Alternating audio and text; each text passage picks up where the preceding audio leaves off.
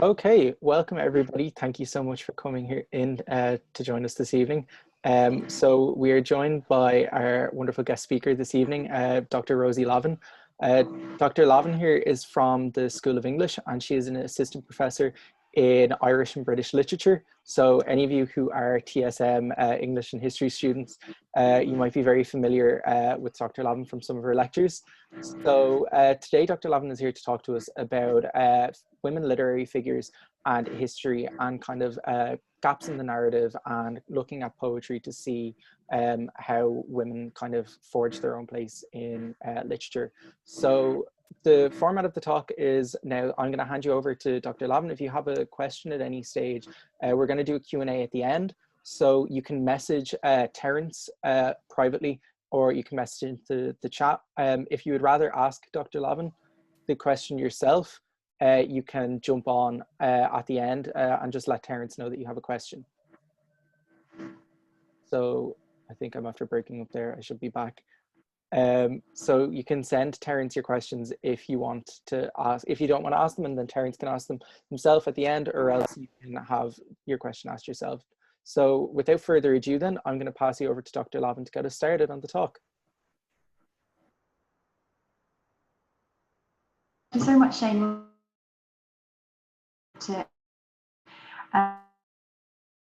We were originally discussing that I would give a talk in the spring, just before lockdown. So I'm really glad to be here, albeit kind of virtually now, to talk to you. So I am, as Shane said, I suppose I'm going to talk about lit and history and creativity, the way that has used stories and their own stories to try and some of the gaps, official, and also of I'm going to share the PowerPoint now. I'm kind of hoping that this doesn't end up feeling too much like a lecture, but the format probably does feel a bit like a lecture, but I am sorry about that.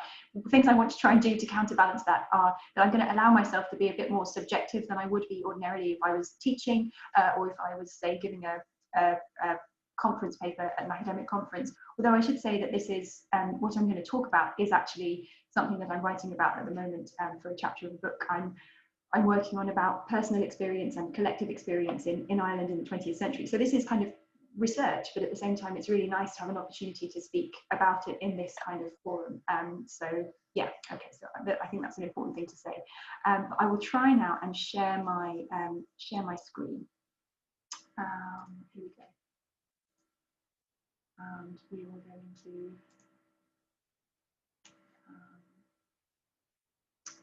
just 1 second.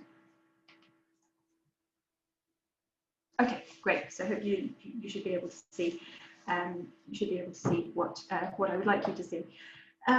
So I suppose, as I said, like I'm allowing myself to be a bit more subjective, perhaps, than I ordinarily would be, and because the writers I'm going to talk about, a cultural historian called Carolyn Steedman and the Irish poet Ivan Boland, because in a sense their books or their works that I'm talking about are partly concerned with reading and partly concerned with their own sense of the world through reading. I thought I'd begin with a couple of starting points, if you like, quotations, things that struck me in my own reading at various stages, that they've been very important, I suppose, in the way I think about these subjects. Not just important to me in academic sense, but are actually personally very, very important and very interesting to me, this question about women and women's history and women's writing. So I'll do that in just a moment, but subjects of the talk. So Carolyn Steedman, who's a British academic historian, cultural historian, she writes about gender and class and language and childhood. And Ivan Boland, an Irish poet who I know will be very familiar to many of you. Both of them are kind of roughly the same generation. They were both born in the 1940s. Ivan Boland, as you will probably know, died suddenly in April. But both Ivan Boland and Carolyn Steedman, through their writing, have made really important contributions and have showed, I suppose, how they have been formed by and have also themselves kind of shaped certain really important principles and ideas around feminism and around what feminism can achieve and accomplish in their fields, in history and in literature, and particularly the kind of feminism that they were exposed to as young women in the 1960s and in the 1970s. And so I'm interested in how they shared these ideas and how these ideas kind of shaped the practice of history writing and writing poetry. So that's kind of where I'm coming from and what I want to talk about. More specifically, in the texts I'm going to look at, a book by Carolyn Steedman called Landscape for a Good Woman, and actually an essay by Yvonne Boland, Journey with Two Maps. Both Carolyn Steedman and Yvonne Boland use their own life stories, and specifically they use their own mothers as kind of examples for talking about the kind of ideas they want to get across. Their mothers as kind of subjects for analysis, but also subjects for explicating certain things, certain truths about the world and women's place in the world. So that, I think, is a kind of an interesting connection. And I suppose the other thing to say is that both writers are really aware of how womanhood shaped their mothers' opportunities and their mothers' lives, if you like, how the condition of being a woman shaped their mothers' lives economically and socially, but also creatively, and I suppose just in a kind of broader psychological sense. So these are the kinds of things that they're interested in. So, as I said, I wanted to start in a slightly more kind of subjective way than perhaps I ordinarily would start an academic talk. So I want to give you 3 starting points for my thinking in a very broad sense, and they come from reading that I've done over the years, I guess. I was really delighted to see Virginia Woolf's face, as I always am, but to see Virginia Woolf's face on the publicity for this event, because I suppose one of the most important starting points for me in all these thinking, all this kind of this broad area of thinking is Woolf, and particularly is her critical prose and her book A Room of One's Own, which was published in 1929, which is based on a series of lectures that she gave to women students at Cambridge University in the 1920s. So this quotation is a very famous one, and it's Woolf talking about the 17th century playwright Aphra Behn, thinking about her significance and her achievement as not just a writer who was a woman, but a writer who earned a living, a woman writer who was a professional writer who was able to earn a living through what she did. And this is what Woolf says. It's a famous quotation, so you might have come across it. All women together ought to let flowers fall upon the tomb of Aphra Behn, which is most scandalously, but rather appropriately, in Westminster Abbey. For it was she who earned them the right to speak their minds. It is she, shady and amorous as she was, who makes it not quite fantastical for me to say to you tonight, earn 500 a year by your wits. When you come across this quotation on the internet, usually it's the bit about women together letting flowers fall upon the tomb of Aphra Behn, and earning, how Behn earned the right to speak their minds, which is quoted, and the kind of the bits where Woolf is a bit sort of irritable about the scandal of where Aphra Behn is buried in Westminster Abbey in London, not in Poets' Corner in Westminster Abbey, incidentally, but in a separate part of it. That's kind of tends to be left out, and also this thing about earning money by your wits. This kind of point that the example of Aphra Behn comes not just from the fact that she enables women to speak their minds, but that she spoke and she managed to earn a living by doing so. So I think it's a kind of really interesting starting point, and it's a quotation that I first read when I read this book as an undergraduate, first year undergraduate studying English, and it has stayed with me ever since. So that's one starting point, Virginia Woolf. The second starting point I want to give you comes from something that I read when I was in the first year of my PhD, actually, a PhD that was about Seamus Heaney, the poet Seamus Heaney. And I was writing, I suppose, about gender in Heaney's work and his representation of women, and particularly in his famous series of poems about the bog bodies, bodies found in bogs in Ireland and specifically in Northern Europe, actually, the way Heaney uses those images to explore Irish history. And I was a bit troubled by some aspects of that poetry. Much as I love Seamus Heaney's work, I was a little bit troubled by the way that gender is operating in some of those poems. And so I was reading a lot of feminist theory and just seeing what I could make of it. And I read this essay by Nika Ball, Feminism. And this is the quote I left out with the page. Men have always spoken for and about women. From that month, cultures have been everything about this, the italics, I love the confidence of it, I love the simplicity of it. There's something kind of sense about this this dynamic, men speaking for women, men speaking about women, representing quotation, and I think it's appeal in some ways because it puts the point very simply. It has to be said that what Mika Ball is actually doing in this essay is thinking about feminism very broadly. This is a retrospective essay that she writes, you know, just at the beginning of the new millennium, the new century, and she's talking about how feminism has been one of the most important intellectual movements of the 20th century. But she's also talking about the limitations of feminism. And she's saying that, you know, maybe it seems naive now that certain aspects of feminism earlier in the 20th century were so obsessed with kind of essentialist differences between men and women. That's not the full story. It's not complicated enough. And if that sort of idea, the kind of essentialist feminist ideas struck Mika Ball as limiting in 2001, then I'm sure they strike us as even more limiting now. I don't know if anyone watched over the summer Mrs. America, that brilliant series about the feminist movement in America in the 1970s, and specifically the Equal Rights Amendment. Kate Blanchett was in it. It was brilliant. It was on the BBC and then it was on RTE as well. And it's partly about that. It's partly about the limits of feminism. It's partly about how feminism and the women's movement in America at that time was struggling to properly encompass issues of race, how it was struggling to properly encompass issues of sexuality, and also about how it didn't necessarily speak to the lives of women who were conservative, if you like, and who were living more conservative lives than perhaps the women's movement was you know, seemed to be representing. So so that's my second starting point. Mika Ball. The third one comes from a very, very recent interview that I heard on the radio. So in London at the moment, at the National Gallery, there is an exhibition of the work of an artist called Artemisia Gentileschi, an Italian artist from the 17th century. And she is fairly unique in some senses, a woman artist, again, an artist who earned a living through her creativity, through doing what she did. And on BBC Radio 4, Germaine Greer, the seminal feminist who's probably, I suppose, better known as a controversialist in recent years than feminist, but nonetheless a seminal figure in the narrative of feminism.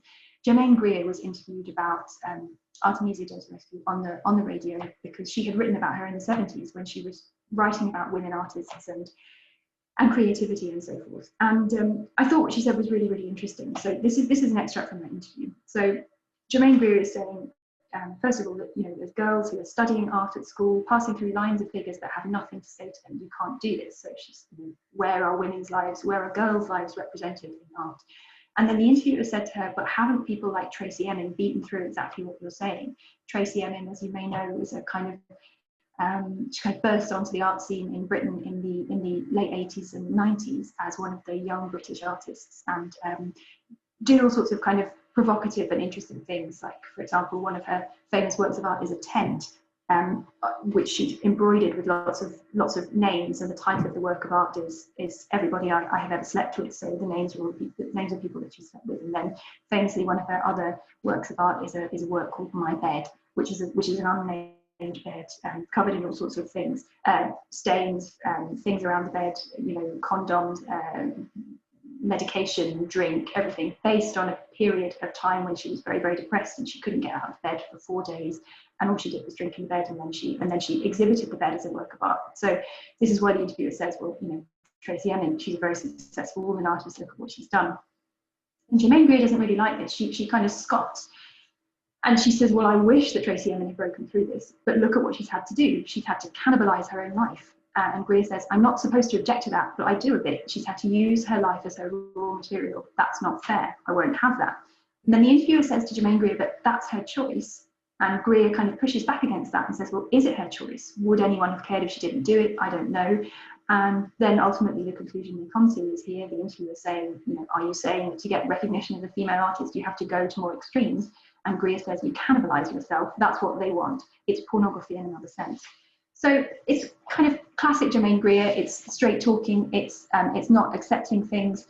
as they would seem to be. It's raising questions, it's being provocative, but it's interesting, and it struck me as interesting because I was thinking about this talk, and I was thinking, okay, well, what about the woman who is an artist, or the woman who is a writer who's earning her living in this way?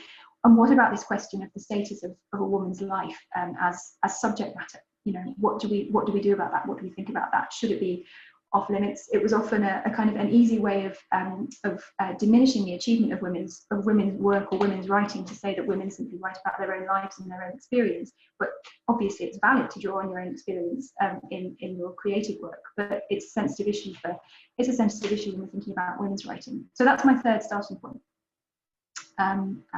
So this is kind of, if you like, that's a sort of a map of where I'm coming from with this talk. So I want to turn now to the first book that I mentioned, the book that actually gives me the title from this talk, Landscape for a Good Woman by Carolyn Steedman. So it was published in the mid-80s, which is a very important time for women's writing, women's history. It was published by the feminist press, Virago, in London. And it's really an extraordinary book, I think. It's a book in which Steedman, as a historian, is looking at working class history. She's thinking about working class autobiography, and she's thinking about what it's achieved and what it offers, I suppose, to the people who are reading it. And one of the things that she really feels that it leaves out are people like her mum and her mother's story. Now, Steedman grew up in a working class family in London, as I said, in the late 40s and 50s. Her mother, for most of that time, was effectively a single mother, raising two children. The father was kind of around, but not really involved, and the relationship between her parents was very bad. And her mother her relationship with her mother was very difficult, because her mother was quite a difficult person and kind of made it very clear that she hadn't really wanted children, that children made her life very difficult. And she always felt a kind of resentment about the things that she didn't have and couldn't have. It's also true to say that her mother kind of felt a sense of grievance, because she was, in a sense, pushed back at by authority and by officialdom. So her parents were never married. Steedman discovered this much later on. She didn't realise that, but her mother was obviously very ashamed of this and hadn't been honest with her daughters about this. She'd moved from the north of England to London, so there's this sense that she'd left behind her family, her extended family, and kind of always hoped that her husband, the man who she was living with, who was the father of her children, would marry her, but he never did. So Steedman is kind of working with all this material, and she's saying, okay, well, these are lives on the borderlands. That's the conclusion that she comes to. My mother's life was a life lived on the borderland. But she also knows that her mother's life was her life, in a sense. So her own childhood, it obviously closely involved with her mother's life. And the other thing is that her childhood was kind of defined by the things that her mother felt she hadn't had and couldn't have. And so this is how she begins. And this is kind of this quotations from the very beginning of the book. And she's thinking about how the stories that her mother told about her life have shaped her own life. And these marginal and secret stories, she says, are what are missing from the stories of other working class girls and women, from recent times. And there's something to be got at there. So that's what she's kind of trying to do in this book. And in doing that, she draws on history writing, she draws on literature, she draws on fairy tales, the books she was reading as a child, she draws on psychoanalysis as she tries to think about the family, as she tries to think about society, as she tries to think about politics and class politics in Britain. But all of the time, the central story is her own story, is her own family life and story. But why does she do this? Why does she feel that she has to go, I guess pushing this point further, why does she feel that she has to go to her own story? And in doing this, she's also very aware, as she's asking herself why she has to do this, and as she is in fact drawing on her own life, she's aware that the kind of stories that, as she says here, that people tell themselves in order to think about how they got to the place they currently inhabit are often in conflict with the official interpretive devices of the culture. That's how she puts it. So the stories we tell ourselves about our origins, about our identity, about who we are, who we want to be, are not necessarily in step with how history would tell it, I suppose, or how kind of political narratives and so forth would kind of express things. And this is one of the things I find so interesting. So she's talking about her mum who came from what would be she calls an old working class background, a traditional Labour Party background in Britain, in the north of England. Her mother and her grandmother had worked in the textile industry, in factories in the north of England. So she comes from a very traditional working class background, and exactly the kind of background that you would think the Labour Party ought to represent. But one of the things that Carolyn Steedman is very interested in is that her mother was actually very conservative. She becomes conservative later on in her life. And the reason she becomes conservative is because her life is defined by the things that she wants, that she doesn't have. And these are the things that Carolyn Steedman says her mother wanted: a new look skirt, a timbered country cottage, and to marry a prince. And she says these kinds of wants, these kinds of desires that absolutely defined her mother's life, had no place in the way that history, even affirmative, corrective, working class histories were trying to tell. Where did her mother fit in all of this? And I find this very, very interesting. The reason I'm showing you this dress, I've been using this dress in the background, is because this is actually a new look dress. You might be familiar with the new look as the kind of post-war fashion, which was a term. So it was a kind of fashion that was devised really by the designer Christian Dior, and the idea was that after the war, after all the austerity, women's fashion becomes kind of hyper feminine and big, and one thing is these big full skirts, and this is one of the things that Carolyn Steedman talks about a lot, this kind of memory from her childhood of how her mother wished she could have a new look skirt, so a big full skirt that had taken 20 yards of material to make, but she can't have that. She does her best to imitate things, but that kind of sense of want and lack is very much there and is kind of defining everything. So that's a new look dress that's actually in the Metropolitan Museum of Art in New York, 1947, the year Carolyn Steedman was born. So this is a sense in which her mother finds no place. It doesn't fit in, and the things that define her are not the defined, if you like, in history and in stories that are told about the world that Steedman was born into. But one of the extraordinary things, one of the many extraordinary things I think about Landscape for a Good Woman is where the story ends, where Steedman allows her alternative history, if you like, her corrective history to end. I should say that good in the title, Landscape for a Good Woman, good is a really ambiguous word in this book, because it doesn't necessarily mean to be morally good or virtuous, but it does mean that. But actually, it's quite a punishing kind of virtue, because what Carolyn Steedman means by being good in this is taking on her mother's story as she does, taking on a sense of guilt, taking on a sense of obligation. And she says being good in her childhood meant knowing exactly how her mother felt, trying to take on her mother's feelings, which means taking responsibility for her mother's sadness, her mother's resentment, and her mother's sense of having been hard done by or let down. So it's an ambiguous book, it's an ambiguous word in the book. And then when we get to the end of the book and we've had her telling this story of her own childhood, excavating her relationship with her parents, with her mother, with her father, she kind of starts to think about the way she's done this. She starts to think about the fact that she's told a story about her family life in order to think about these bigger stories and narratives of history. And then she sort of almost disposes of the story. And so these are from the very, very closing lines of the book. Once a story is told, it ceases to be a story. It becomes a piece of history, an interpretive device. And so, it's almost the telling of the story takes translates the story, if you like, turns the story into something else, something that somebody else can use to interpret the material of what the story was concerned with. And then you can see in this last paragraph, which is actually the last section of the book, which I'm actually going to read from the book because I can't, strangely, my own face is obscuring one side of the quotation, which is a bit off-putting. But she. So she gets to this point where she's thinking, okay, well, this is what I've done. This is the story. This is how I've used my family story. But actually, I don't want what I have done to end up being something that can be simply celebrated. The point of telling this story was not necessarily so that my mother's life could be celebrated. In fact, it wasn't that at all. It was actually to recognize her story, to recognize what's missing, and then actually having recognized it, as she says, in the very end, the very final lines of this paragraph, to refuse to celebrate it.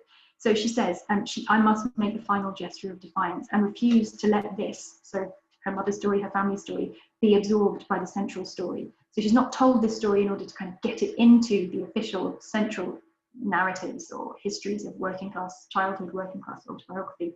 Instead, she says, I must ask for a structure of political thought that will take all of this, all these secret and impossible stories, recognize what's been made out on the margins, and then, recognizing it, refuse to celebrate it. A politics that will, watching this past, say, so what, and consign it to the dark. So she's resisting any kind of simplistic co-option, if you like, of the story. The problem is that these stories haven't been recognized, but the answer, as far as she's concerned, is not to celebrate them and fetishize them or something, but simply to acknowledge them and then try and move on. So that's Karen Steedman, and those are the things that I find really interesting in her book, in this book, Landscape for a Good Woman. I want to turn now, I guess, the final section of the talk, to talk about Ivan Boland and to think about how Boland might connect in some ways with Steedman, because I think the connections are really quite strong. And as I've said, I think the connections are partly to do with their generation, and also they're very much, I think, to do with their kind of experience of feminism. But it's really important to say that Karen Steedman and Ivan Boland come from very different worlds in some senses. Karen Steedman, as I've said, she was from a working class family. Her mother was haunted always by the fear of poverty. Officialdom, authority was something that was often kind of quite humiliating for her parents, and that sense of the kind of constrictions of the class system in Britain really defined her childhood, and her, becoming aware of how her parents struggled with that is something that the book is kind of working through. Ivan Boland didn't come from a working class childhood, came from a very background, I should say, came from quite a kind of very secure background. Her father was a diplomat, so he was ambassador to Britain and later on to the United Nations in the early years, well, in the 1940s and 1950s. Her mother was an artist, Frances Kelly.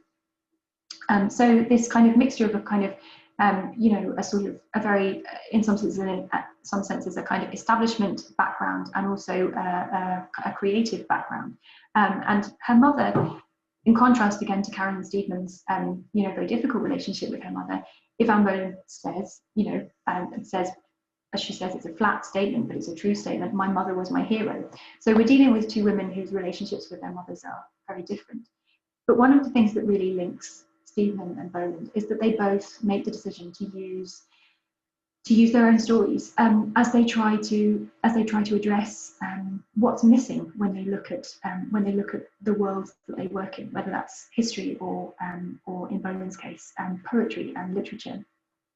So Boland, if you know her work, you might know that she wrote a fairly long book in the mid-1990s called Object Lessons. And in that book, she spends quite a lot of time imagining her grandmother's life, actually, so her mother's life. And this interesting thing about imagined memories, Boland is very, very interested in memory and very interested in the past. She's very interested in the tension between history as a kind of official version of the past, and the past as what we actually live and what we actually remember.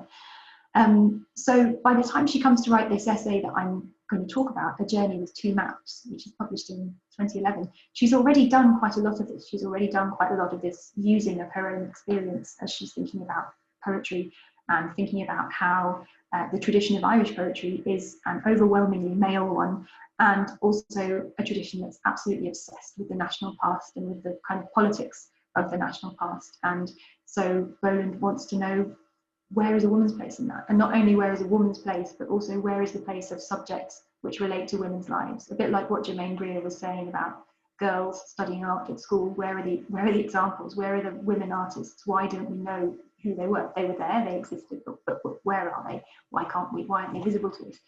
So these are the sorts of things that Boland is motivated by. And she, like Karen Steedman, at the beginning of this essay, she's quite upfront about the fact that she's going to use her own life to try and talk about the things she wants to talk about. And she's also upfront about the fact that it might seem odd, as you can see in this passage here. So this is how A Journey with Two Maps begins. It might seem odd, even wrong-headed, to begin a book of criticism, of literary criticism, with a personal narrative, but I have a reason. A story makes a straight path through confusion. It clears the way, and the way needs to be cleared. It would be simpler for every poet if the ethics and aesthetics surrounding them were fixed and signed, but they're not. Sometimes whatever clarity there emerges only gradually out of human impulses, human flaws. So this is how she begins. It's a self-conscious beginning, but it's kind of asserting needs to tell a story in order to get at what. Essay, A Journey with Two Maps, is about her experience of being in Dublin one day and walking past a gallery and seeing in the window of that gallery a painting which she recognised immediately as being one of her mother's, but being very disturbed because when she looked closely at the painting, she saw that it wasn't her mother's signature in the bottom right-hand corner of it, but it was the signature of the man who had taught her mother in Paris in the 1920s. And this experience really is quite a profound one for Boland because it prompts in her this sense of, well, my mother made that picture, my mother owns that picture, it's her creativity, it was her achievement. What's his name doing on it? And it kind of leaves her with all these kind of questions. And one of the things that she says in the essay as she's working through these questions is almost, it's not the fact of his name being on the picture that upsets her. More what she can't understand is why her mother gave her consent to her teacher, to this male artist, to put his name on her picture. And so she's working through all of these things. And the reason they're important to her, apart from the fact that they relate to her mother, is because Boland is also thinking about what it means to be a woman artist, a woman author, what it means to own your own subject and to own work and to attach your name to it and have your name recognised, to be recognised as an author, to be recognised as an artist. So these things are difficult for her, and because her mother is such an important figure for her, the questions are all the harder to answer. But the essay is really about exploring and answering those questions, or trying to answer them. And the flaws that she talks about in this passage, the human flaws, she says are her own flaws because she doesn't quite understand how to answer these questions. She begins. One of the really fascinating things about this essay as well is that she admits that she can only conceive of the past in Ireland by thinking about her mother's life. So major events in Irish history in the 20th century, she understands as being, how they affected her own mother. So the death of her mother's parents, her mother dies first in a fever ward, and then her father dies at sea. And Boland links these into major events in the 1910s. And so her mother really is the kind of the measure for her understanding of Ireland. And Boland is a writer who was extremely interested in Ireland and extremely interested in trying to feel able to claim her Irish identity, which was conflicted for her because she spent so much of her childhood living outside Ireland, in London and in America. But then she talks about this kind of challenge, because if she's found this painting, which she knows was her mother's picture, and then she's now thinking that there must have been something different about her mother, that her mother would allow this man to put his name on her work. Her mother, such an important creative inspiration, and who really taught Boland about independence and self-possession and confidence and all of these things. She feels quite at sea. And so, as you can see in this quotation, she's wondering about where this leaves her. She's locating herself in the past, as she says, in a place of shadows I had called the past. And then she says, I'd thought about the past, I'd written about it, and at its gateway and pointing to its interior had always stood my mother. The mystery of her early life folded back and out into the flat lands and ordeals of an earlier Ireland. If I followed that silence, I was sure I could enter it. Now what? So now what happens when she finds that there's something in her mother's past that makes her question some of the things that her mother had kind of taught her about, given her confidence to do and achieve as a poet. So that's the kind of central conflict of the essay, which I think relates to lots of the things that I guess I'm interested in exploring here. I want to go to another quotation. Her own responses. She has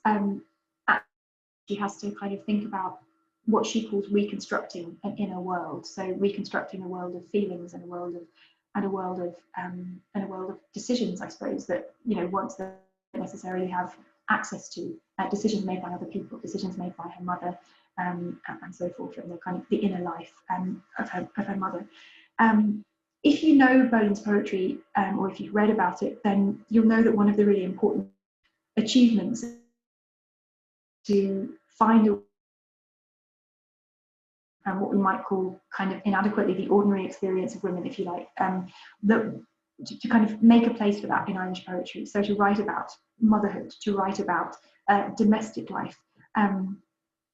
And that's another thing that she's thinking about in this essay, because seeing her mother's name not on that picture, instead seeing the name of the male teacher, Boland starts to think about her own ambitions as a poet. She thinks about the early days of reading and writing when she was a student at Trinity in the early 1960s. And she thinks about the fact that the only way she could imagine being a poet was to try to follow the male mold, the kind of romantic poet mold, the single author, to write from the, to write as I, to use that pronoun I and be confident about it and lay claim to the work. And then she starts to think more and more about how actually her experience of a kind of ordinary life, a domestic life, and trying to bring that domestic life into companionship with her literary life. She starts to think about how that has to change the way she thinks about being a poet, to let those things in, to let those aspects of being a mother, of living in a suburb of Dublin, of doing domestic things, doing the washing, playing with children, helping children with homework, living in the chaos of family life.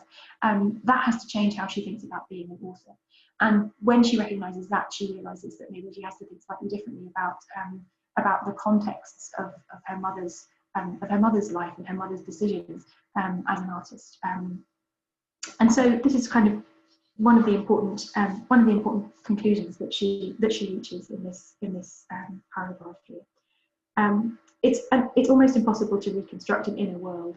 I lived a practical day-to-day life as a mother and wife, and then she goes on to talk about this. And so she's thinking about that practical day-to-day life alongside her literary life and what she's writing about in her poems.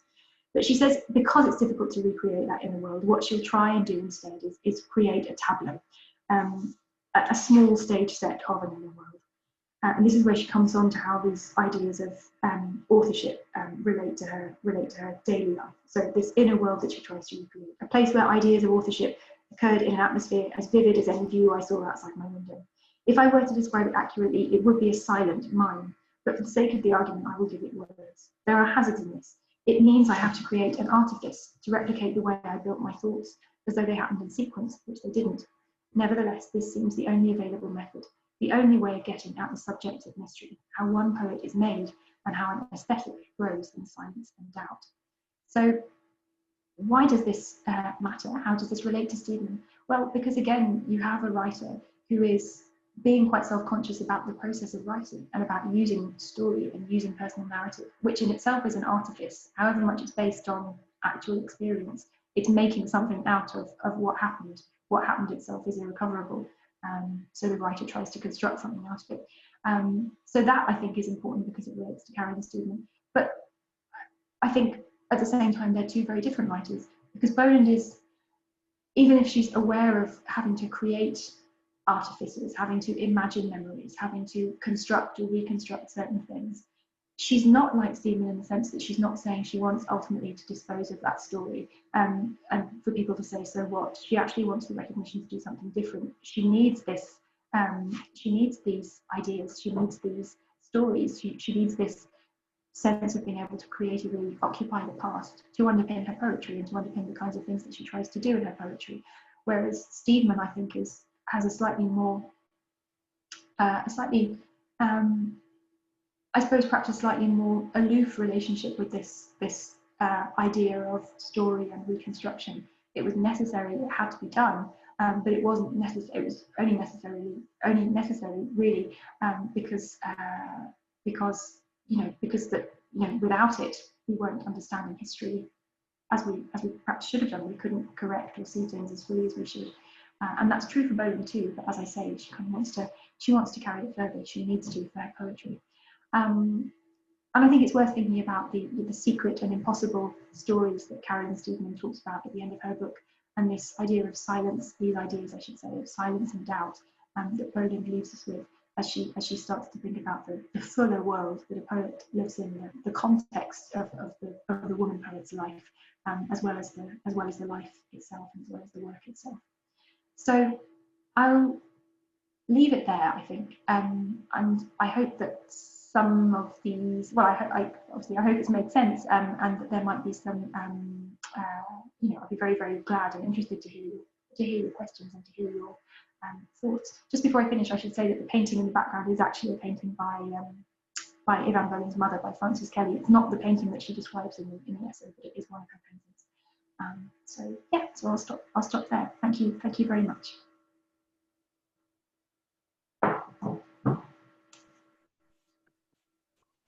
That's brilliant. Thank you so much, Dr. Lavan. I'm going to pass you on over now to Terence, who is going to direct our Q&A.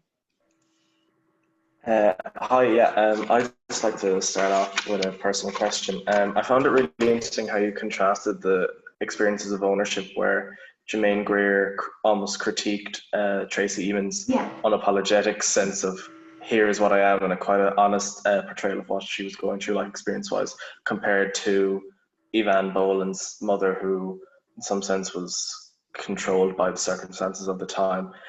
How in your analysis have you seen feminist writers and artists of the time that Tracy Emin and Evan Boland and Evan Boland's mother would have got experience? How, for not just to focus on Tracy Emin, but how have they responded to people who on one side celebrate them for owning what they produce, but also critiques of it's not the type of work that they're happy with? How do they kind of navigate that kind of difficult terrain?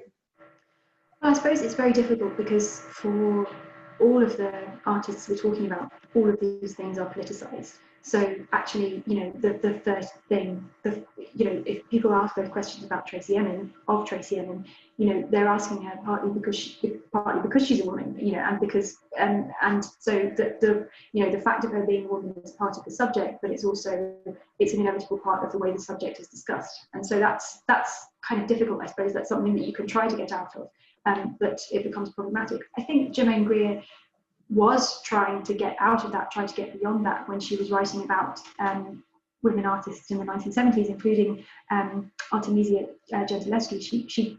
She wanted to find artists who were, I suppose, not feeling that they had simply to rely on their own experience. So one of the things she talks about is how thrilled and delighted she was when she discovered Gentileschi's work, because she saw her painting. She saw her painting men for a start, not just painting other women, but painting the world that she lived in a full sense. But I think, I don't know, Tracy Emin is very interesting because, like when My Bed, when that piece of work was unveiled in the late 90s, one of the things that people said, which obviously is a kind of cliched response to modern art, is like, anyone could have done that. I could have presented my own unmade bed if I wanted to. And Tracy Emin's, I think, response was really just a claim of originality, which was just to say, okay, yeah, anyone could have done it, but no one had. I did it. So I mean, I don't know. I think it's just, I'm not really sure what the absolute answer to it is. But I do know that the part of the problem is the politics of it, but the politics are also compelling and interesting and important in the sense you don't want to forget.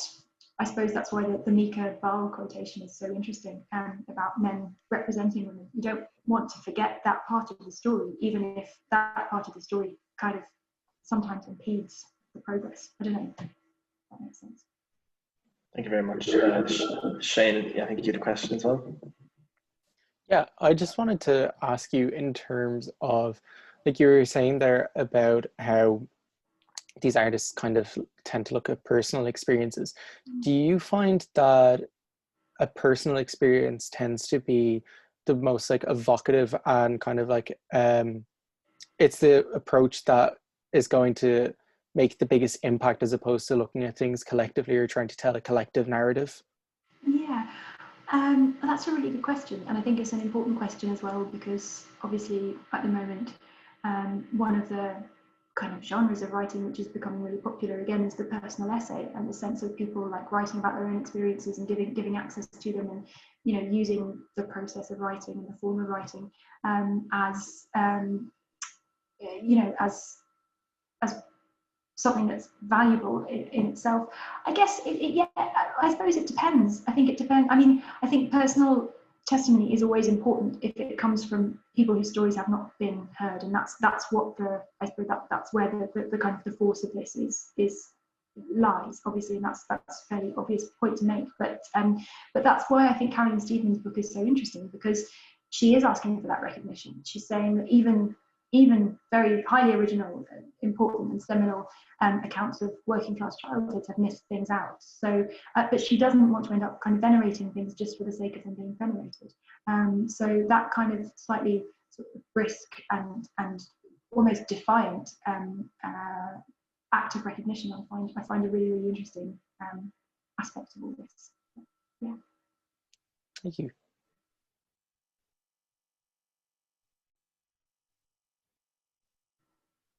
Did we have any other questions? If anybody would like to ask a question, if you don't feel comfortable jumping on, you can just send it into the chat here, or else feel free to unmute yourself and ask away if you have any questions.